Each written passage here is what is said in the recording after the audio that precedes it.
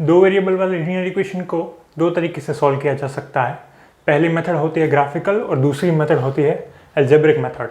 Graphical method का use करके कैसे हम दो वेरिएबल वाले लीनियर इक्वेशन को सॉल्व कर सकते हैं, उसकी लिंक आपको मेरे चैनल पर और इस वीडियो के डिस्क्रिप्शन बॉक्स में मिल जाएंगी। इस वीडियो में हम अलजेब्रिक मेथड्स को डिस्कस करेंगे। हर एक मेथड को बारी बारी से डिस्कस करते हैं, ठीक है। तो उससे पहले एक चीज़ आप समझिए, यहाँ पर दो वेरिएबल है और दो इक्वेशन है। अगर हमारे पास ऐसी चीज़ हो, ये देखिए SVLE single variable linear equation, मतलब कि एक ही वेरिएबल हो और उसमें लीनियर इक्वेशन हो, तो आप उस वेरिएबल की वैल्यू आसानी से निकाल पाएंगे। बस 5 को उधर किया, 25 - 5 20 और 10 नीचे, 20/10 दैट इज़ 2। मतलब कि अगर हमारे पास सिंगल वेरिएबल लीनियर इक्वेशन हो तो हम आसानी से किसी भी वेरिएबल की वैल्यू निकाल पाएंगे। और अगर हमारे पास एक वेरिएबल की वैल्यू आ जाए इसमें से किसी भी एक की, तो दूसरे वेरिएबल की वैल्यू निकालना तो बहुत ही आसान है। बस इसे किसी भी इक्वेशन में पुट कर दीजिए, आपको दूसरे वेरिएबल की वैल्यू मिल जाएगी, ठीक है। सबसे पहले सब्स्टिट्यूशन मेथड को समझते हैं। सब्स्टिट्यूशन मतलब किसी चीज़ का विकल्प। आपको इसमें x और y का विकल्प ढूंढना है, ठीक है। मतलब कि या तो x को या तो y को आपको सब्स्टिट्यूट करना है दूसरे वेरिएबल के रूप में, ताकि आपको एक सिंगल वेरिएबल लीनियर इक्वेशन मिल जाए इसी तरीके का, और आपको एक वेरिएबल की वैल्यू मिल जाए। बाद में आप दूसरे वेरिएबल की वैल्यू तो किसी भी इक्वेशन में पुट करके निकाल सकते हैं। चलिए मेथड को समझते हैं। या तो आपको x को या तो y को सब्जेक्ट बनाना होगा, ठीक है। जिस वेरिएबल का आपको सब्स्टिट्यूशन बनाना है उसको आपको सब्जेक्ट बनाना है। मैं इसमें x का सब्स्टिट्यूशन बनाता हूँ, ठीक है। तो सबसे पहले ये ऐसा है, बस इसमें आपको x को सब्जेक्ट बनाना है। 5y दूसरी तरफ जाएगा तो क्या होगा, 4 + 5y ऐसा होगा। बाद में ये 2 मल्टीप्लिकेशन में है, दूसरी तरफ जाएगा तो डिवीजन में हो जाएगा, मतलब कि न्यूमरेटर में से डिनोमिनेटर में आ जाएगा। ये आपको x का सब्स्टिट्यूशन या तो कहो x की वैल्यू मिल गई, ठीक है, y के रूप में, ठीक है। अब आपको ये वैल्यू हमने पहले इक्वेशन में से निकाली थी, तो इस वैल्यू को आपको अब दूसरे इक्वेशन में पुट करना है। इसे ध्यान रखिएगा, ठीक है। जिस भी इक्वेशन में से आपको वैल्यू मिली हो, उसके अलावा जो इक्वेशन बचा उसमें आपको उस वैल्यू को पुट करना है, ठीक है। अब चलिए इसे इस दूसरे वाले इक्वेशन में पुट करते हैं। दूसरा इक्वेशन क्या है, 3x - 8y = 5। अब ये जो x है उसे मैं यहाँ पुट करूँगा, ठीक है। बाकी जैसा है वैसा ही। तो यहाँ पर है 3, यहाँ पर क्या होगा, 4 + 5y / 2। अब ये सिर्फ मैंने x की वैल्यू को यहाँ पुट कर दिया हूँ, ठीक है। बाकी का जैसा है वैसा ही। 8y = 5। अब देखिए हमारे पास सिर्फ y ही है, मतलब कि हमारे पास y वाला सिंगल वेरिएबल लीनियर इक्वेशन आ गया। अब तो सिंप्लीफिकेशन कर देंगे, आपको y की वैल्यू मिल जाएगी, ठीक है। यहाँ पर क्या है, 1। इन 2 और 1 का एलसीएम क्या होता है, 2। मतलब कि यहाँ 2 से मल्टीप्लाई होगा। सबसे पहले इसे मल्टीप्लाई कर देते हैं अंदर, तो क्या होगा, 3 4 = 12 होगा, 3 5 = 15 होगा। अब समझिए ये 2 यहाँ मल्टीप्लाई होगा, या तो आप इसे क्रॉस मल्टीप्लिकेशन करिए या तो एलसीएम, ठीक है।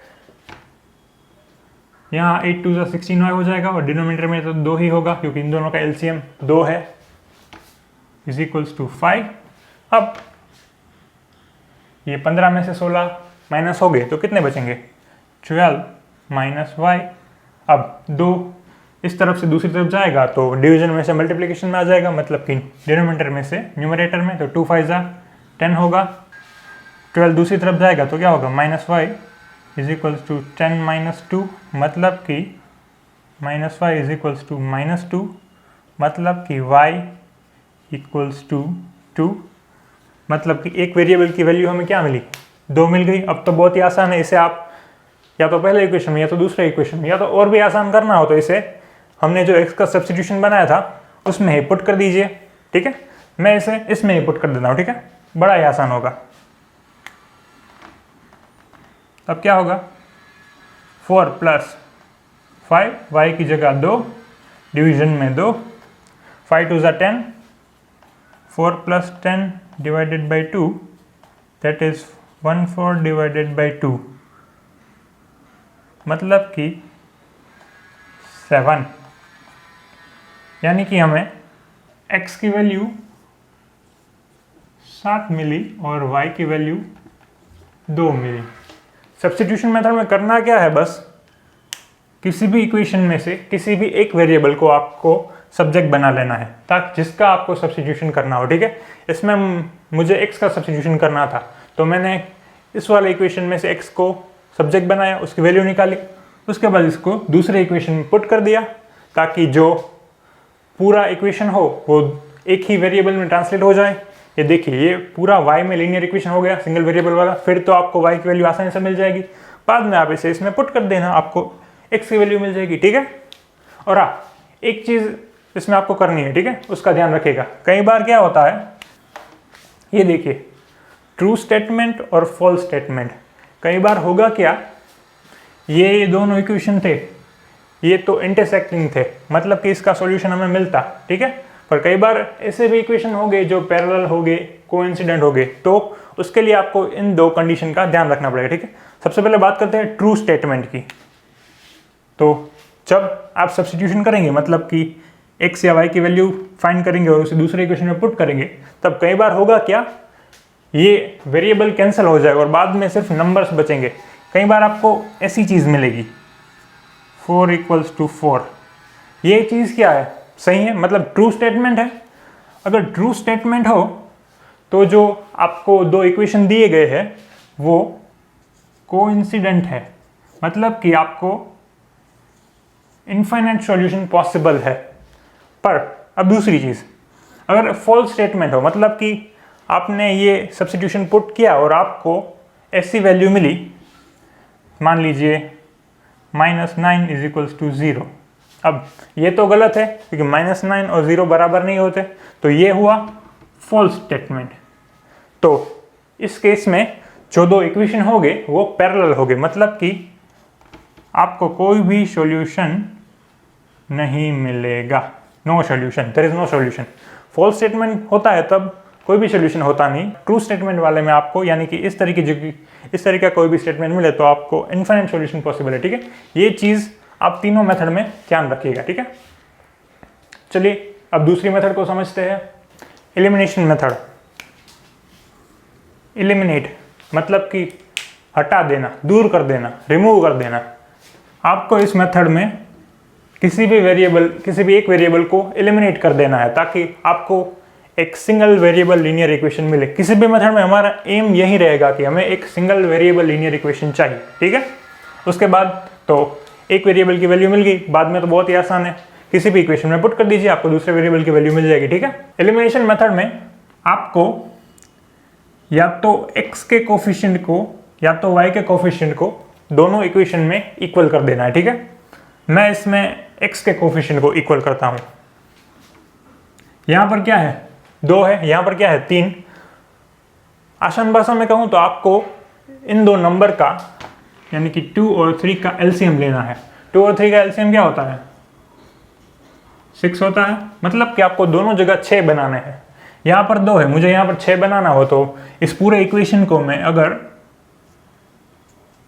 3 से मल्टीप्लाई कर दूँ तो 6 बन जाएगा। यहाँ 2 3 6, बाकी का जो भी हो उसकी हमें टेंशन नहीं ले, हमें सिर्फ जिस वेरिएबल को हमें एलिमिनेट करना है उस पर फोकस करना है। और अब यहाँ पर मुझे 6 बनाना हो तो इस इक्वेशन को मैं अगर 2 से मल्टीप्लाई करूँ तो यहाँ पर भी 6 हो जाएगा। ठीक है, और दूसरी भाषा में कहा जाए, पहले वाले इक्वेशन में जो कोफिशिएंट है उसे दूसरे कोफिशिएंट से मल्टीप्लाई कर दीजिए और दूसरे वाले इक्वेशन में जो कोफिशिएंट है उसे पहले वाला कोफिशिएंट से मल्टीप्लाई कर दीजिए। मतलब कि इस 2 को 3 से मल्टीप्लाई करना है और इस 3 को 2 से। ठीक है, वही मैंने लिखा। अब चलिए इससे पहले 3 से मल्टीप्लाई कर दें इस वाले इक्वेशन को, तब क्या होगा, 6x 3 2 6, 3 5 15y। आपको सबको मल्टीप्लाई करना है। ठीक है, तभी हो पाएगा। 4 3 12। ठीक है, अब इस दूसरे वाले इक्वेशन को 2 से मल्टीप्लाई करेंगे, मतलब कि 2 3 6, जो कि हमें चाहिए था। हमें एक वेरिएबल को इक्वल कर देना ताकि हम बाद में उसे एलिमिनेट कर पाए। 2 8 16, अब 5 2 10। अब देखिए एक चीज़ समझिए, ये +6x है और ये +6x है। अगर मैं इन दो इक्वेशन को ऐड कर दूंगा तो 6 + 6 12 हो जाएगा। ये एलिमिनेट नहीं होगा। हमें इस स्टेप में दो चीज़ करनी पड़ती है, ठीक है। कई बार हमें ऐड करना पड़ता है, कई बार हमें एक इक्वेशन को दूसरे में से सब्सट्रैक्ट करना पड़ता है। यहाँ पर दोनों चीज़ सेम है, मतलब कि दोनों के साइन एक ही है, मतलब हमें पहले वाले इक्वेशन में से दूसरे को सब्सट्रैक्ट करना पड़ेगा, ठीक है। पहले वाले में से मैं दूसरे को सब्सट्रैक्ट करूंगा तो जो पॉजिटिव है वो नेगेटिव हो जाएगी और जिसकी साइन नेगेटिव है वो पॉजिटिव हो जाएगी। ये प्लस है इसलिए माइनस, ये माइनस है इसलिए ये प्लस, और ये प्लस है इसलिए ये माइनस, ठीक है। अब ये 6x - 6x ये कैंसिल, मतलब यहाँ पर 0, आप 0 लिखे ना लिखे कोई फर्क नहीं पड़ता। 16 - 15, अब ये प्लस है, ठीक है, ये ध्यान रखिएगा, ये गलती मत करिएगा। 16 - 15 that is y, positive y। अब 12 - 10 इसकी साइन अब ये है, ठीक है। 12 - 10 दैट इज 2, मतलब कि y की वैल्यू हमें क्या मिली, 2 मिली। उस सब्स्टिट्यूशन मेथड में भी हमें 2 ही मिली थी, ठीक है। चलिए अब दूसरी वैल्यू निकालनी हो तो बहुत ही आसान है, आप इसे इसमें पुट कर दीजिए या तो इसमें पुट कर दीजिए। मैं इस पहले वाले इक्वेशन में पुट करता हूँ, इस y को मैं यहाँ पुट करता हूँ तो होगा क्या, 2x - 5, y की वैल्यू क्या है 2 = 4। अब क्या होगा 2x - 10 = 4, मतलब कि 2x = 14, 10 दूसरी तरफ जाएगा तो प्लस 10 + 4 14। अब क्या होगा, ये 7 × 2 = 14, मतलब कि x की वैल्यू 7। अब देखिए x की वैल्यू 7 और y की वैल्यू 2, हमने सब्स्टिट्यूशन मेथड की या एलिमिनेशन, आप मेथड कोई भी यूज़ करें आपको वैल्यू तो सेम ही मिलेगी, ठीक है। अब इसे एक बार फिर से समझ लेते हैं। आपको जिस भी वेरिएबल को एलिमिनेट करना है उसका कोफिशिएंट आपको दोनों इक्वेशन में इक्वल कर देना है। अगर मुझे इसमें y को एलिमिनेट करना होता तो मैं यहाँ पर 5 है, यहाँ पर 8, मतलब कि इन दोनों का एलसीएम क्या होगा 40, दोनों जगह 14 बनाना, या तो सिंपली इस 5y को मैं 8 से मल्टीप्लाई करूंगा और इस 8y को मैं 5 से, तो फिर आपको y एलिमिनेट हो जाएगा 40y 40y, ठीक है। सिर्फ आपको किसी भी एक वेरिएबल को इक्वल करके एलिमिनेट करना है, बाद में ऐड और सब्सट्रैक्ट करके आपको वैल्यू मिल जाएगी। बाद में तो बहुत ही आसान है, एक वेरिएबल की वैल्यू मिल जाए तो इसे दूसरे इक्वेशन में पुट कर दीजिए। अब देखिए ये ट्रू स्टेटमेंट और ये फॉल्स स्टेटमेंट, ये चीज़ यहाँ पर भी लागू होती है, ठीक है। यहाँ पर भी आपको ऐसी चीज़ मिल सकती है 5 = 5, तो ये क्या है, ट्रू स्टेटमेंट है, मतलब कि इसके इनफाइनाइट सॉल्यूशन है, ये कोइंसिडेंट लाइन है। और कई बार ऐसा भी मिल सकता है -4 = 0। अब ये तो गलत स्टेटमेंट है, मतलब कि आपको कोई भी सॉल्यूशन नहीं मिलेगा, मतलब कि नो सॉल्यूशन, ठीक है। तो ये चीज़ आप इसमें भी याद रखिए, ठीक है। चलिए अब तीसरी मेथड को समझते हैं।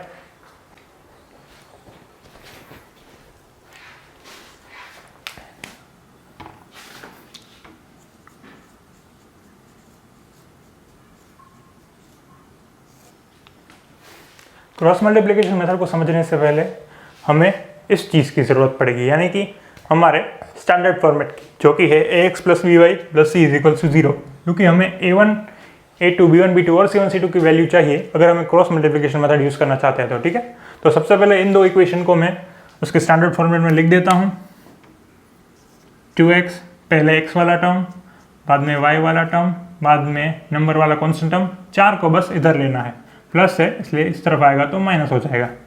अब दूसरी इक्वेशन को भी उसके स्टैंडर्ड फॉर्मेट में लिख दीजिए। 3x - 8y, x वाली टर्म, y वाली टर्म, नंबर वाली कांस्टेंट टर्म, 5 इस तरफ तो प्लस हो जाएगा, ठीक है। अब बस आपको a1 a2 b1 b2 और c1 c2 के वैल्यूज लिख देनी है। चलिए ऐसा मैं करता हूँ। अब होगा क्या, a1 की वैल्यू क्या है, पहले इक्वेशन में x का कोफिशिएंट, a2 की वैल्यू क्या है, दूसरे इक्वेशन में x का कोफिशिएंट, b1 की वैल्यू क्या है, पहले इक्वेशन में y का कोफिशिएंट मतलब कि -5, दूसरे इक्वेशन में y का कोफिशिएंट जो कि है b2, c1 क्या है, बची हुई नंबर वाली कांस्टेंट टर्म, यहाँ पर -4 यहाँ पर -5। क्रॉस मल्टीप्लिकेशन मेथड में आपको बस एक ही चीज़ याद रखनी है, ठीक है, जो कि है x = y = 1।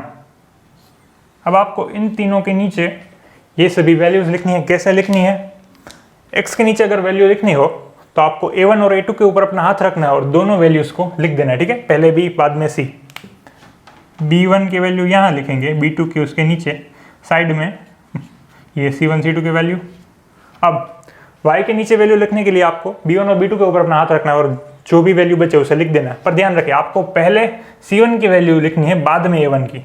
उससे आप दूसरी तरीके से भी याद रख पाएंगे। देखिए यहाँ पर जो है वो यहाँ पर रिपीट होना चाहिए, ठीक है, मतलब बाजू बाजू में सेम वैल्यू आनी चाहिए। इसलिए पहले आपको C1 बाद में A1, ठीक है। C1 की वैल्यू क्या है -4 -5 और A1 A2 की 2 और 3 देखा, पास पास में आपको सेम वैल्यू आनी चाहिए, ठीक है। आप ये गलती मत करना कि पहले A1 बाद में C1, ठीक है। यहाँ पर आपको पहले C1 बाद में A1, ठीक है, पास पास में सेम वैल्यू। इस तरीके से आप याद रख सकते हैं। अब 1 के नीचे वैल्यू लिखनी हो तो C1 C2 के ऊपर बना रख दीजिए, पहले A1 B1, पहले A1 क्यों, क्योंकि पास पास में सेम वैल्यू होनी चाहिए। ये है 2 और ये है 3, ये है -5 और ये है -8। अब क्रॉस मल्टीप्लाई, क्रॉस ऐसा करना है आपको, ठीक है। पहले ये मल्टीप्लिकेशन बाद में ये -5 इंटू -5 क्या होगा, +25 होगा। बाद में आपको ये मल्टीप्लिकेशन करने के बाद आपको माइनस का सिंबल पुट करना है, ठीक है, वो बहुत ही इंपॉर्टेंट है।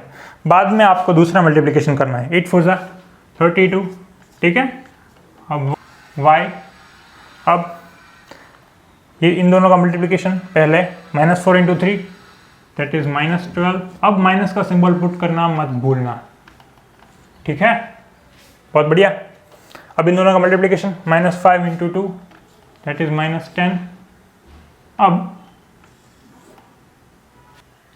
1 के नीचे वैल्यू लिखनी है, पहले 8 2 -8 इंटू 2 -16, उसके बाद माइनस का सिंबल पुट करना मत भूलिएगा, ये बहुत इंपॉर्टेंट है। बाद में ये दूसरा multiplication 3 into -5 that is nothing but -15।